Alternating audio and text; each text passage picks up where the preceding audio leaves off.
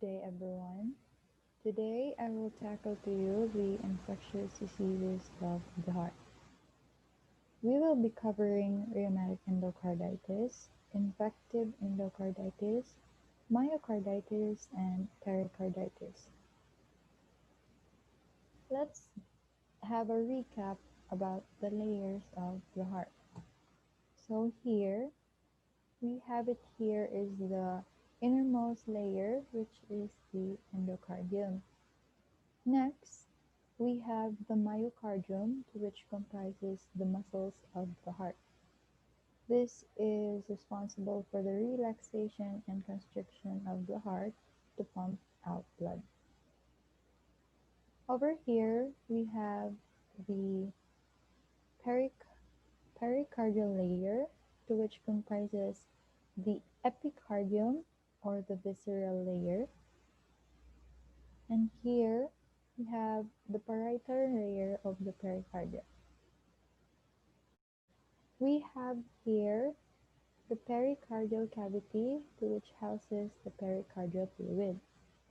The pericardial fluid measures 50 milliliters. And lastly, this is the fibrous pericardium. First, we will tackle rheumatic endocarditis. So, rheumatic endocarditis is a unique infective endocarditis syndrome. So basically, rheumatic endocarditis is the outcome of rheumatic fever, thus the name rheumatic endocarditis. So what is rheumatic fever? Rheumatic fever, this is a poorly understood inflammatory disease that occurs after pharyngitis.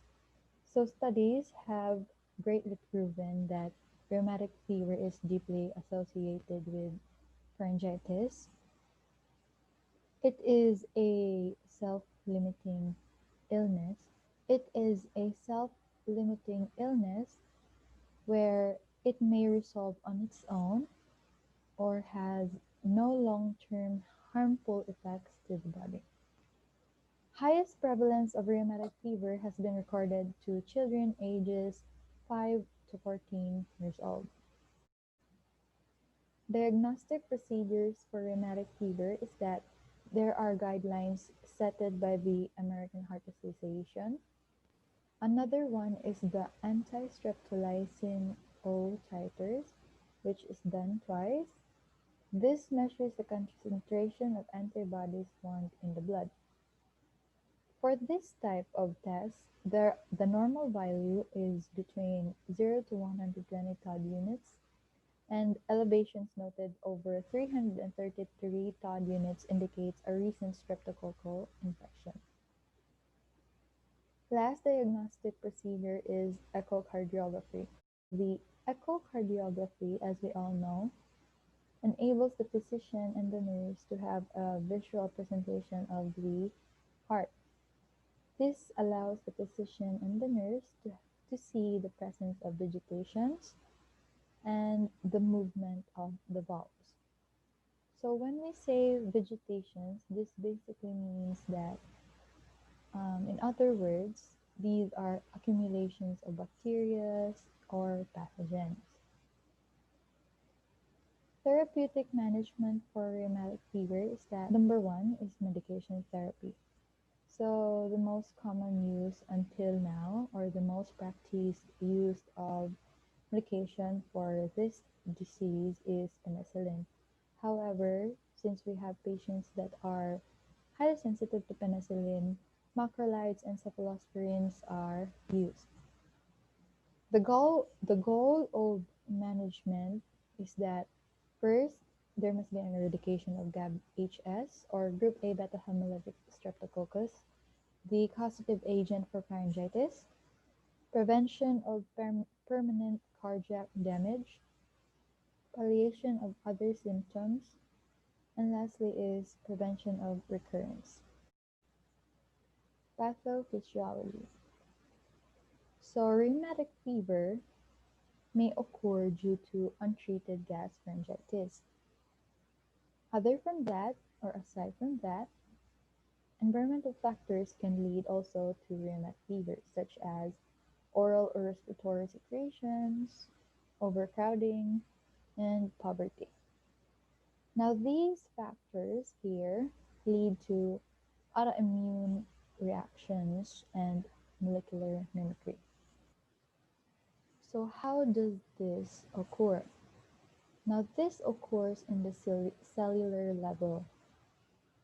We all know that when an inflammatory process is happening, antibodies are released to attack the pathogen. Now, these antibodies attack a certain protein. They attack the protein of the pathogen, let's say namely streptococcus. Now, the protein in streptococcus is similar to those proteins in our bodies, since we have proteins in our bodies that are the same to the proteins present in the pathogens. Now, this is what we call molecular mimicry. Since the proteins present in the pathogen that is being attacked by the antibodies are the same to the proteins that are present to our body or the host's body, this would then lead the other antibodies to attack the host, leading to autoimmune reaction. Now, the antibodies are directed to other tissues. So when one of the tissues are the part in the heart, since in our heart we have the proteins, namely tropomyosin, laminin, myosin, actin, and troponin. So now, antibodies will then attach to the surface of the proteins stated, let's say myosin and other cardiac proteins. Lymphocytes will then adhere to the myosin and other proteins, which will then lead to the inflammatory process or the start of the inflammatory process. This will then lead to rheumatic carditis. Now, carditis is the term used for pericarditis, endocarditis, and myocarditis. Aside from these, this will also lead to valvular damage. And aside from that, this will also lead to tissue injury and inflammation, and later on may manifest as a fever. Now, rheumatic carditis and valvular damage may lead to apical systolic murmur, or also known as mitral regurgitation. Let's now move on to infective endocarditis. Endo means inner layer, card means heart, and itis means inflammation. So infective endocarditis is a microbial infection of the endothelial surface of the heart. It is an infection of the inner lining of the heart caused by direct invasion of bacteria or other organisms, leading to myocardial abscess and heart failure. This disease is more common in older adults, especially those who are more likely to have degenerative or calcific valve lesions. So the risk factors for this disease is that it usually develops in people with prosthetic cardiac valves, cardiac devices such as pacemakers, implanted cardioverter defibrillators, IV drug abusers, history with bacterial endocarditis, congenital heart diseases, cardiac transplant recipients with valvulopathy, body piercings, and hemodialysis. Now, we will tackle later on as to why these are risk factors for the development of infective endocarditis. So the clinical manifestations of this disease is that presence of fever and malaise, heart murmur, stroke, transient cerebral ischemia, headache, Osler's nodes, Janeway lesions, splinter hemorrhages, and lastly, Rot spots in endocarditis. So diagnostic procedures for infective endocarditis is that we have CBC, second is serology, another is electrocardiography, and echocardiography, where echocardiography may assist in diagnosis by demonstrating a mass on a valve, prosthetic valve, or supporting structures, and by identifying vegetations. An echocardiogram may reveal development of heart failures too. So as you can see, we have transthoracic echocardiography and transesophageal echocardiography. So transesophageal echocardiography may provide additional data when transthoracic imaging is non-diagnostic. This method of echocardiography is superior in assessing vegetations and paravalvular complications. So aside from that, another diagnostic procedure is that we have blood cultures, where this is done twice, and a direct sample from the blood is cultured to see if there are any pathogens or microbes present. Lastly, chest CT scan and MRI. Medical management. So the medical management is primarily we are going to go for antibiotic therapy. This is usually done for 2 to 6 weeks every 4 hours. Another medical management is surgical intervention. Now this includes valve debridement, debridement of vegetations, closure of an abscess, and closure of fistula. So when we say debridement, this basically means that there is a removal. So when we say debridement, this basically means removal. So another management that is being practiced is antibiotic prophylaxis. This is done to high-risk patients before and sometimes after they will undergo dental procedures. Since in dental procedures there will be incisions made that may serve as a portal of entry for any microorganisms. So we have here, okay, so we have here the pathophysiology for infective endocarditis. We have here poor dental hygiene or recent dental procedure, intravenous drug use, invasive procedures such as hemodialysis, and indwelling devices. So all of these can lead to bacteremia, all because these can serve as the portal of entry for the bacteria. Now, when we say bacteremia, this basically means that there is bacteria in the blood. Bacteremia may activate immune response, and which will lead to fever and malaise. Another is that this will adhere to a thrombus. Now, why do we have a thrombus? Now, thrombus formation will be then explained here in this part of the pathophysiology. Now, first, we will have damage of the endocardial lining.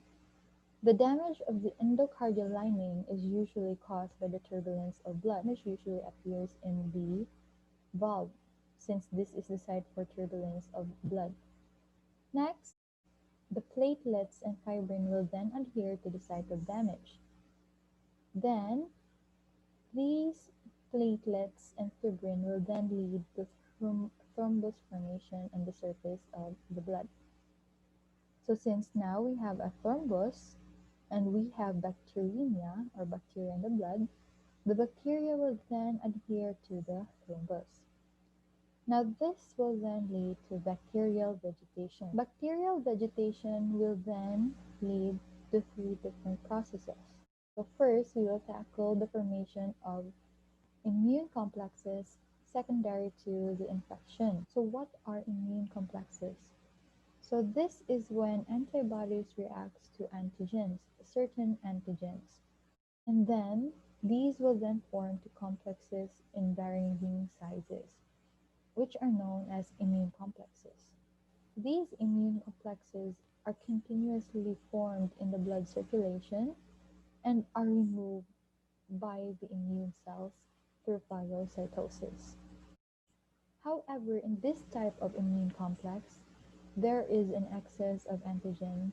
Now, these excess of antigen, which will then lead to smaller sizes of immune complexes, will lead to the difficulty of the immune cells to identify such, which will then lead to deposition to different parts of the body.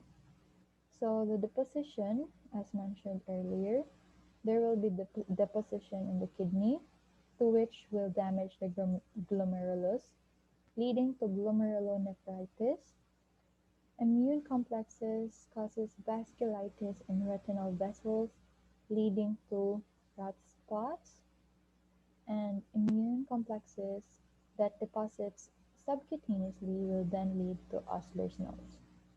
Now, aside from formation of immune complexes, parts of the vegetation embolizes. Now, these emboli will then lead to a decreased blood flow to organs due to obstruction of arteries. Now, the obstruction will then lead to organ infarction. Vessels in the hand is blocked, which will then lead to Janeway lesions and splinter hemorrhages. And lastly, emboli that will lunge in the cerebral arteries will then lead to stroke. Bacterial vegetation will then lead to infection, which will damage the infected valve. Cardiac valve insufficiency will then be present, leading to regurgitation. Next is myocarditis, where myo stands for muscle, card for heart, and itis for inflammation. So myocarditis is an inflammatory process involving the myocardium. The mortality of this disease varies with the severity of symptoms. Common etiologies for this is that it can be caused due to bacteria, viruses such as Coxsackie virus A and B, human immune deficiency virus, influenza A. Aside from that, these can also be caused by drugs or toxins, protozoan such as Chagas disease, and lastly, which is very less likely to occur, is that it can be idiopathic, usually caused by giant cell myocarditis. Now, these will then be discussed later on. Clinical manifestations for this is that there will be fever, fatigue, muscle aches, palpitations, dyspnea, syncope, and flu-like symptoms. This is the very most common manifestation for myocarditis, flu-like symptoms. And lastly is occasional discomfort of the chest. So medical management for myocarditis is that there will be physical activity limitations, treatment for the underlying cause, this is the #1 priority, and bed rest. Anti-embolism stockings, this is also needed. And lastly is that there will be a passive and active exercises. Diagnostic procedures for myocarditis is that there will be a cardiac MRI, CBC, electrocardiography, echocardiography, blood test, and lastly is chest x-ray. So the pathophysiology. So we have here the common etiologies for myocarditis: bacteria, viruses, drugs or toxins, protozoan, and idiopathic, usually is giant cell myocarditis. Now as for bacteria, bacterial toxins enters the myocyte, leading to direct myocyte damage or necrosis. Viruses will then enter the myocyte and activates immune response. Infiltration of myocardium with lymphocytes and macrophages occurs, leading to the stimulation of the inflammatory process. And this will then lead to direct myocyte damage, or in some cases, this can lead to necrosis. Now, the direct myocyte damage or necrosis will then lead to activation of the inflammatory response. This response will then lead to the manifestation of the fever, fatigue, and muscle aches. This response may also lead for the body to react, in which it will remove the virus through the immune response with no long-term sequelae, where in this case it will be asymptomatic. Now, the direct myocyte damage or necrosis may also lead to necrosis of the heart muscle and damage to the conduction system. This will then lead to cardiac arrhythmias, which will be then manifested to palpitations, and in some cases, cardiac arrhythmias may progress to severe arrhythmias, leading to decreased cardiac output, and later on may lead to sudden death. So the diagnostic procedures for pericarditis is chest x-ray, cardiac CT scan. This is the best diagnostic procedure, since this diagnostic tool aids for determining the size, shape, and location of the pericardial effusions and may be used to guide pericardiocentesis. Echocardiography, specifically TEE, or the transesophageal echocardiography, may be useful in diagnosis, but this may underestimate the extent of pericardial effusions present. We have electrocardiography, history taking, physical examination, and video-assisted pericardioscope guided with biopsy. Etiologies for pericarditis is that the presence of past myocardial infarction, bacterial, fungal, or parasitic infection, but the most common is viral infection. This can be idiopathic in nature.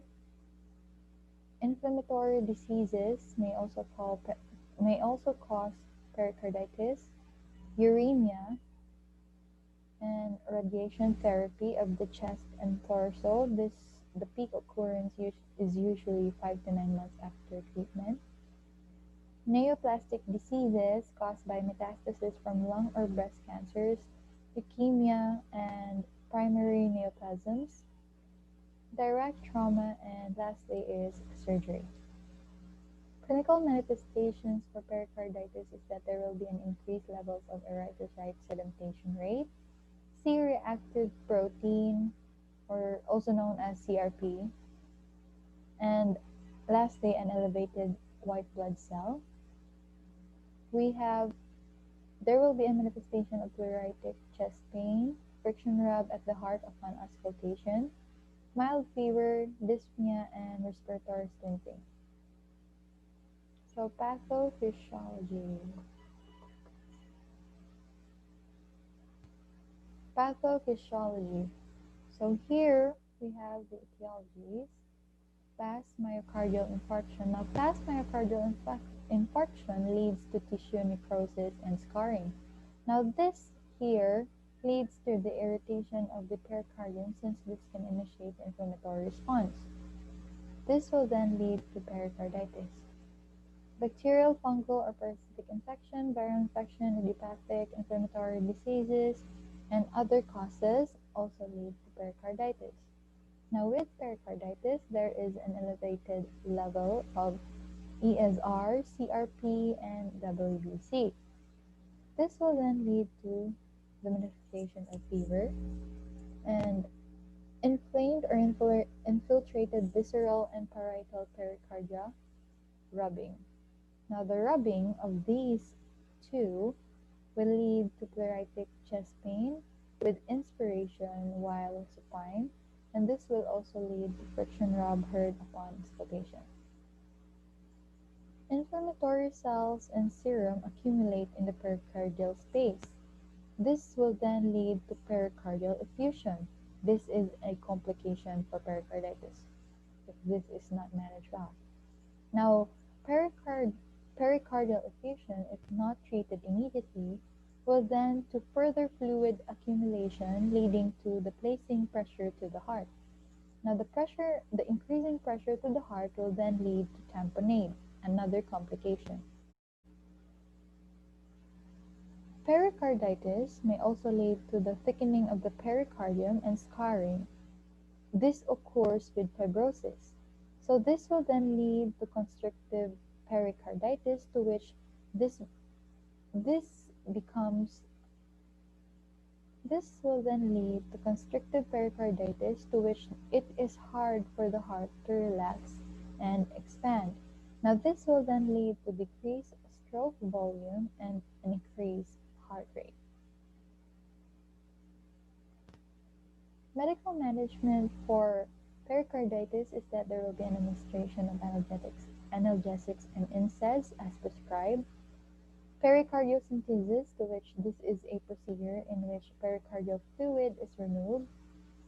This is performed to aid in identification of the cause or to relieve symptoms. Pericardiocentesis, to which this is a procedure of removal of fluid from the pericardial cavity. This is performed to aid in identification of the cause or to relieve the symptoms, and this is contraindicated to patients with signs and symptoms of heart failure and cardiac tamponade. Another medical management is pericardiectomy, to which this is a surgical removal of the tough encasing pericardium, and this may be necessary to release both ventricles from constrictive and restrictive inflammation and scarring. Now that is the end for the infectious diseases of the heart. I hope you have learned from what I have presented, and thank you for listening.